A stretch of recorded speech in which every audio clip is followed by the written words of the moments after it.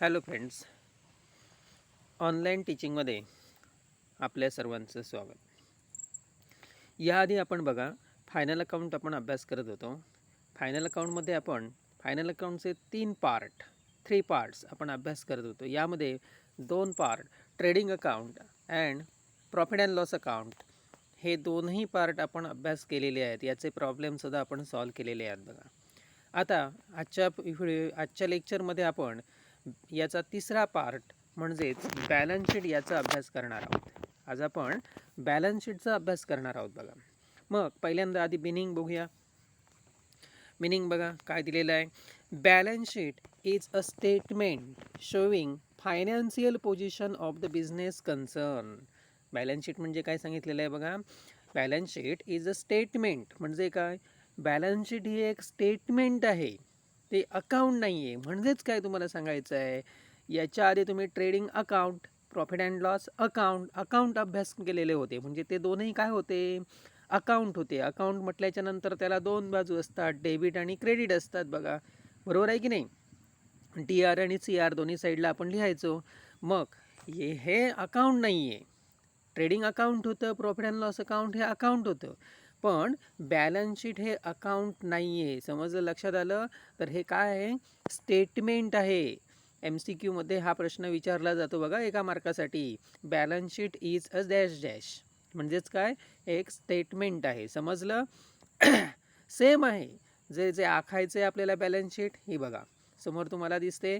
Same trading account आणि profit and loss account सारखीच आखायची आहे, पण ते अकाउंट नाही. DR आणि CR वगैरे इथं नाही. डेबिट आणि क्रेडिट याला बाजू नाही आहेत. तर याला कोणत्या बाजू आहेत बघा, लायबिलिटीज अँड असेट्स अशा पद्धतीने 2 भाग केले जाणार आहेत. समजलं, लक्षात आलं. मग आधी आपण मिनिंग बघूया चला. Balance sheet is a statement showing financial position of the business concern. म्हणजेच का, हे स्टेटमेंट आहे आणि यातून तुम्हाला पूर्ण व्यवसायाची फायनान्शियल पोझिशन, तो व्यवसाय कसा आहे, प्रॉफिटमध्ये आहे की लॉसमध्ये आहे, संपूर्ण व्यवसायाबद्दल कल्पना या स्टेटमेंटमधून तुम्हाला मिळणार आहे. समजलं. किती प्रॉपर्टी आहेत, किती देणं आहे, डिटेलमध्ये माहिती मिळणार आहे. हे कशामध्ये मिळणार आहे, या बॅलन्स शीटमध्ये. पॅरेग्राफमध्ये बघा खाली. Balance sheet has no debit or credit side. म्हणजेच काय, आता सांगितलं होतं तुम्हाला बॅलन्स शीटला डेबिट आणि क्रेडिट साईड नसते. बरोबर आहे ना. As it is a statement, कारण हे स्टेटमेंट आहे त्यामुळे तो अकाउंट नाही आहे. अँड नॉट ॲन अकाउंट, हा अकाउंट नाही आहे. दुसरं सेंटेन्स बघा.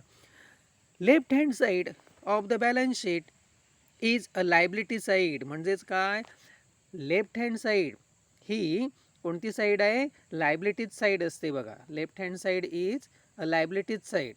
म्हणजे काय, लेफ्ट हँड साईड तुमच्या हात त्याच्यासमोर तुम्हाला कोणती साईड, तुमच्या डाव्या हाताला जी साईड दिसते त्याला लायबिलिटीज साईड असं म्हणतात. कारण हा अकाउंट नाही आहे. DR CR इथं लिहायचं नाही. इथं काय लिहिणार आपण, liabilities side.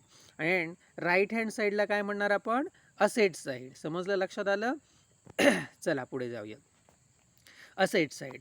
Both the sides of the balance sheet should be equal. म्हणजे काय, तुम्ही प्रॉब्लेम सोडवून तुमचा पूर्ण प्रॉब्लेम झाला आणि लायबिलिटीज साईड आणि असेट साईड इकडे जी टोटल आहे लास्टला, शेवटी इकडे टोटल आपण करणार आहोत दोन्ही साईडला.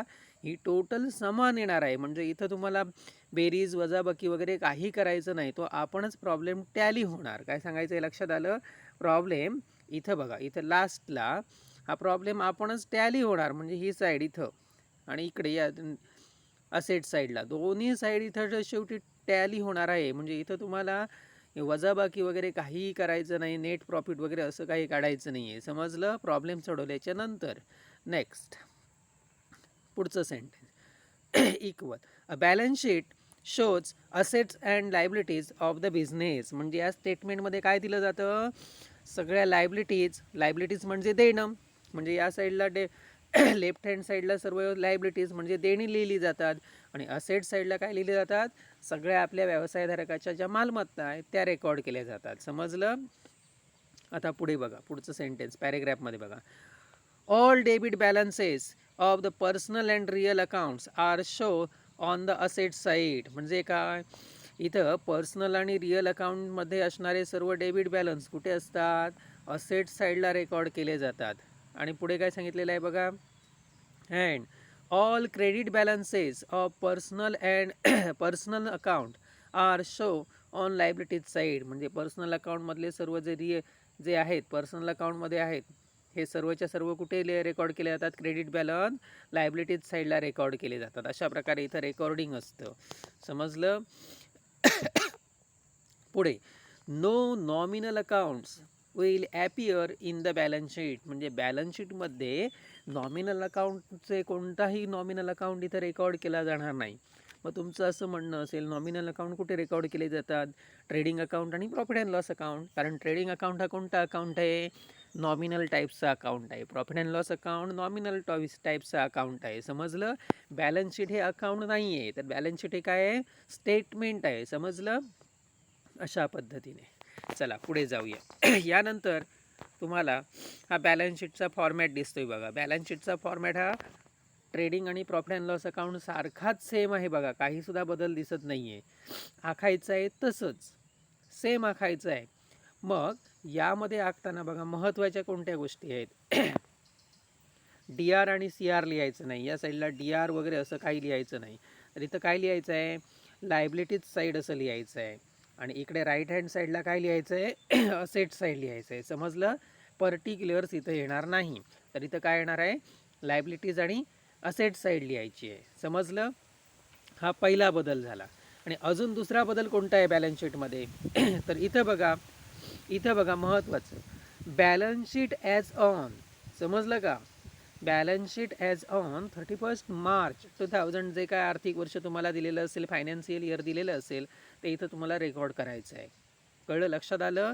म्हणजे ट्रेडिंग अकाउंटमध्ये कसं होतं, trading account for the year ending असं होतं. प्रॉफिट अँड लॉस अकाउंटमध्ये पण असंच होतं बघा. पण बॅलन्स शीटमध्ये काय वाक्य आहे बघा, सुरुवातीला sentence, balance sheet as on आहे 31 मार्च 2000 जे काय असेल, 2020, 21 जे काय दिलेलं असेल ते प्रॉब्लेममध्ये लिहायचं आहे आपल्याला. समजलं काय बदल आहे तो. आणि या साईडला मग पॉईंट दिलेले आहेत. हे पॉईंटसुद्धा बघा. पॉईंट बघा लायबिलिटीज साईडला, कॅपिटल व्यवसायधारकाचं प्रॉब्लेममध्ये सर्वच्या सर्व पॉईंट तुम्हाला दिले जाणार. प्रॉब्लेम हे पॉईंट लायबिलिटीज साईडला जे पॉईंट आहेत हे तुम्हाला लायबिलिटीज साईडला रेकॉर्ड करायचे आहेत. बघा सुरुवातीला कॅपिटल येतं आणि तिकडे प्रॉफिट अँड लॉस अकाउंटला बघा आपण सुरुवातीला कॅपिटल घेतो, कॅपिटल इनरला घेतो. आणि ह्या बॅलन्स शीटच्या आधी आपण काय सोडवलं होतं, प्रॉफिट अँड लॉस अकाउंटचा अभ्यास केला होता, माहिती आहे की नाही. बॅलन्स शीटच्या आधी आपण काय सोडवलेलं होतं, प्रॉफिट अँड लॉस अकाउंट अभ्यास केलेला होता. मग कॅपिटल सुरुवातीला घेणार येतं. मग या प्रॉफिट अँड लॉस अकाउंटमध्ये नेट प्रॉफिट काढलेला होता बघा, प्रॉफिट अँड लॉस अकाउंटमध्ये दुसऱ्या चार्टमध्ये. मग नेट प्रॉफिट असेल तो इथं ॲड करायचा, या किमतीमध्ये इथं ॲड करायचं. समजलं का. कॅपिटलमध्ये ॲड करायचं. समजा कॅपिटल 1,00,000 रुपये असेल आणि नेट प्रॉफिट आला 10,000, तर टोटल किती होणार, 1,10,000 इथं. अशा प्रकारे. आणि त्यातून प्रॉब्लेममध्ये समजा तुम्हाला उधळपट्टी ड्रॉईंग दिलेले असेल तर ते काय करणार, लेस करणार. त्यातून 1,10,000 समजा ड्रॉईंग तुम्हाला 2,000 दिलं, तर 1,10,000 2,000 ड्रॉईंग कमी झालं, लेस केलं. लेस करायचं आणि इकडे मग आउटरला यायचं. समजतंय. प्रॉब्लेममध्ये तसं तुम्हाला सोडून दाखवेन. समजलं.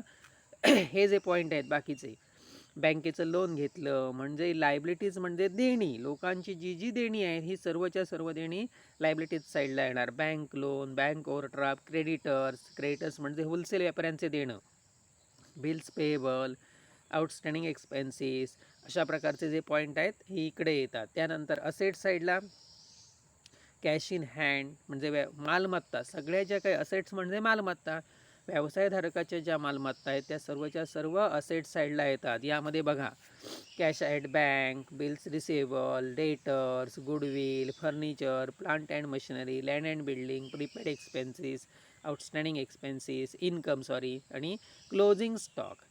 समजलं का. आता महत्त्वाची एक गोष्ट बघा, या प्रॉब्लेममध्ये महत्त्वाचं एक काय सांगायचं आहे तुम्हाला. याआधी तुम्हाला मी क्लोजिंग स्टॉक हा पॉईंट दिलेला होता बघा, बरोबर आहे की नाही.